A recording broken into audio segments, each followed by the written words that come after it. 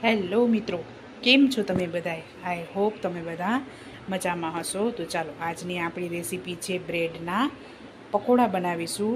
તો આપણે અલગ જ રીતથી બ્રેડના પકોડા બનાવીશું. જે લારી ઉપર મળે છે તે રીતના આપણે બ્રેડના પકોડા બનાવી લઈશું. તો સૌપ્રથમ આપણે બ્રેડ લીધેલી છે, બાફેલા 3 બટેકા લીધેલા છે, લીંબુનો રસ ખટાશ માટે, ધાણા જીરું પાવડર, કશ્મીરી મરચું, હળદર, હિંગ, મીઠું અને આદુ લસણ ખાંડીને લીધેલું છે. અને આ મેં ખીરું, મેંદાનો લોટ, હળદર, મીઠું નાખી અને આને મેં તૈયાર કરી લીધો છે. આપણે આમાં ચણાનો લોટ નથી યુઝ કરતા, આપણે મેંદાનો લોટ યુઝ કરી છીએ. જે બારે દુકાનમાં આપણે એકદમ સોફ્ટ બ્રેડના પકોડા હોય છે તે જ રીતે આપણે બનાવશું. એટલે તેના માટે આપણે મેઇન ઇન્ગ્રીડિયન્ટ્સ મેંદાનો લોટનો યુઝ કરીશું, ચણાનો નહીં, મેંદાનો. અને અહીંયા તેલ ગરમ પણ આપણું થઈ ગયું છે. તો ચાલો આપણે સૌપ્રથમ મસાલો બનાવી લઈએ. સૌપ્રથમ આપણે બટેકા એડ કરીશું, તેને આપણે હાથેથી મેશ કરી લઈએ. આપણે મસાલા કરીશું તેમાં મેં બટેકાને મેશ કરી લીધું છે, ધાણા જીરું, હળદર પાવડર,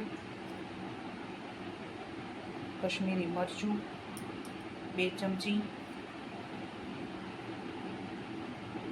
બ્રેડ છે એટલે આપણે, અને ખીરામાં પણ મેંદો છે તો આપણે થોડીક હિંગ નાખીશું. આદુ લસણ ખાંડીને લીધેલા છે તે એડ કરી દઈશું. ત્યારબાદ લીંબુનો રસ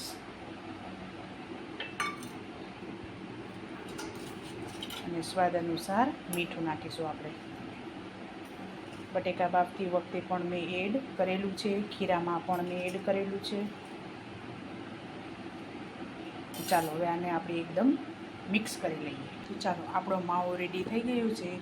હવે આપણે આ માવાને બ્રેડમાં ભરી લઈશું. ત્યારબાદ તેલ પણ ગરમ થઈ ગયું છે અને ખીરું પણ આપણું તૈયાર જ છે. તો ચાલો આપણે પહેલાં મસાલો બ્રેડમાં ભરી લઈએ. તો ચાલો, આપણે બધી બ્રેડ ભરી લીધી છે.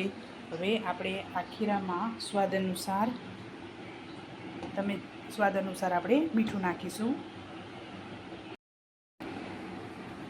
તો ચાલો, આપણે આ રીતનું ખીરું તૈયાર કરી લીધું છે.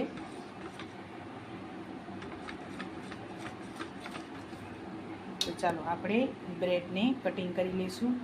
તો તમે જોઈ શકો છો મેં આ રીતનું કટિંગ કરી લીધું છે. તો ચાલો, આપણું ખીરું રેડી થઈ ગયું છે. હવે એમાં આપણે આ બ્રેડને એડ કરી લઈશું. આ રીતે ચારેક પર આપણે કોટિંગ કરી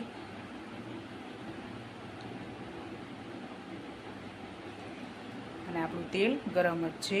તો ચાલો આપણે આમાં તેલમાં એડ કરી દઈએ.